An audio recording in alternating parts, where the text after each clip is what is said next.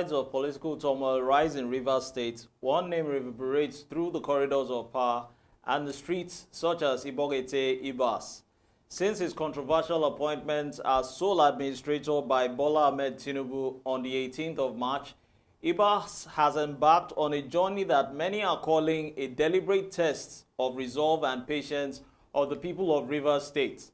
His agenda seems shrouded in mystery, with a script understood only by him and those who placed him in power. The primary mandate bestowed upon Ibas was crystal clear: restore peace in a state that has been or that has had its fair share of unrest. In any case, on Viewpoint, where we discover perspectives and embrace dialogue, we're zeroing in on the actions that have unfolded since his appointment, which suggest a different narrative, one marked by overreach and provocations. Amadiawa AI, join us shortly.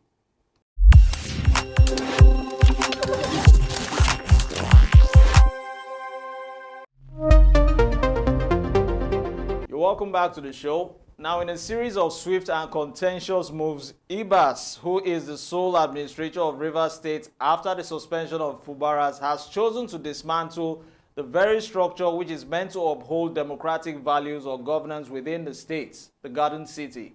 Now, his first act of defiance came with the sweeping dismissal of all political appointees, an unprecedented move that has sent shockwaves throughout Rivers State. Now, it raises alarms about the future of political representation.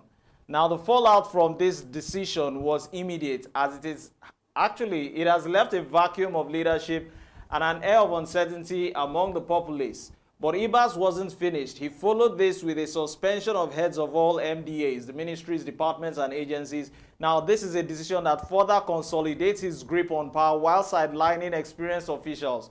The reconstitution of boards for various agencies and commissions and parastatals only added fuel to the fire of controversy surrounding his administration. Now, perhaps most notably, Ibas approved the appointment of Michael Ode as the new chairman of the Rivers State Independent Electoral Commission, that is the state electoral body. Now, an act which many view as a blatant attempt to manipulate the electoral process. These actions are not merely administrative, they are provocative, and some might argue, even you listener there, unnecessary. By dismantling democratic institutions and establishing a parallel political structure, Ibas actually risks igniting a backlash from a populace that has long fought for democratic representation and accountability. Now, in further display of defiance against legal authority, Ibas has bypassed the most senior officials in all 23 local government areas by appointing administrators to run these councils. Now, this move stands in a stark contrast to the Federal High Court's order that reportedly restrained him from making such appointments. The Supreme Court, in a landmark ruling on July 2024, deemed the appointments of administrators or unelected officials to run for local government administrations illegal and unconstitutional. Yet, Ibas seems undeterred, plying ahead with his agenda. Now, the people of Rivers are left to grapple with the implications of Ibas's action. Now, my question is, what does this actually mean for the future of governance in Rivers State? Will his overreach lead to the rallying cry for democracy, or will it sow further a discord among the people that has endured enough to dictate unrest? Now, going over still within the South-South region to relate it to this Rivers State issue in a chilling twist in this ongoing saga surrounding Rivers State, following the suspension of all local elected government chairmen within Edo State by Monday Okwebolo last year, the Attorney General of the Federation and Minister of Justice, Lateef Fagbemi, labeled his suspension as illegal. That is the suspension of local government chairman by Okwebolo, looking at it that it actually sets the stage for a complex power struggle that is unfolding in the Niger Delta region. Now, in February, a significant ruling from the Supreme Court sent shockwaves through the political landscape. It ordered the Rivers State's monthly allocation, might we recall, from the Federation account to be withheld. This ruling was not merely a financial blow, it was a stark indication of the fragile balance of power within the state. Now, fast forward to today, the CBN, the central bank, the Apex Bank, has finally released these withheld allocations to the state administrator. Now, raising alarms about the implications of such a move is this truly, might I ask, a play on democracy or a blatant regard or disregard rather for the rule of law?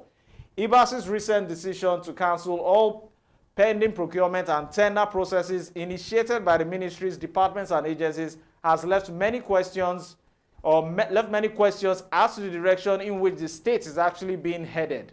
Now, it appears as though governance in Rivers State is at a standstill with critical infrastructure, projects, and services hanging in the balance. Such actions do not just reflect an administrative paralysis, but also signals a potential misuse of power that could affect the lives of countless citizens. Now, the handling of Rivers State resources would not be left out. Now, the handling of these resources must not also be taken lightly, as the state administrator's disregard for the Nigerian Constitution raises serious germane questions about his intentions and legitimacy for his actions. While it is speculated that he may be operating under directives of the Chief Executive Bola Ahmed Tinubu, the consequences of this decision could be seriously dire. Now, historically speaking, history serves as a stern reminder for those who acted recklessly. If I might give some instances, consider the fate of Sambo Dasuki, a former NSA National Security Advisor who claimed that he was actually following orders of the then President Goodluck Jonathan. Now, today he stands alone, bearing the brunt of his decisions. Now, similarly, we've also taken a cue from CBN Governor Godwin Emefiele, who stated that his policies were approved by the then former President Muhammad Buhari. Now, he similarly faces the prosecution for his actions in office. Now, in a surprising development, 11 governors elected under the banner of the PDP have taken bold steps to challenge the appointment of Ibas in court. This legal challenge is critical because the court must actually expedite the hearing of this suit and address the evidence power imbalance and restore democratic integrity in Rivers State. Now, at the center of this tempest lies the Ibok-Ete Ibas agenda, a reflection of the turmoil ignited by the meddlesome hands of former Nyesom Wike, because there's no how we will not mention his name, getting involved in the whole narrative in the Rivers State crisis. Now, Nyesom Wike has actually been a figure whose influence continues to cast a long shadow over the state's governance. Now, as the Federal Capital Territory Minister under Tinubu, Wike's involvement has only exacerbated the political crisis that now actually grips the Garden City, Rivers State. The narrative is actually straightforward yet alarming, as the discord among elected officials has been fanned by Wike's incessant interference, leading to a manufactured crisis that has left many actually questioning the stability of governance in Rivers State. This landscape is actually fraught with tension, and Nigerians are actually watching closely from all parts or nooks and crannies of the country, as the president himself looms large, like a proverbial elephant, might I say, in the room.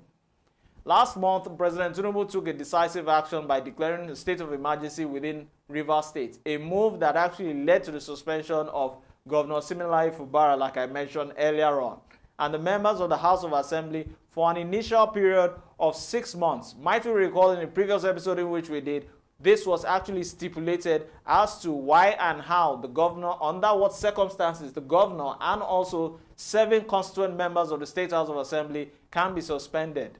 Now, the reasoning, a failure to collaborate effectively.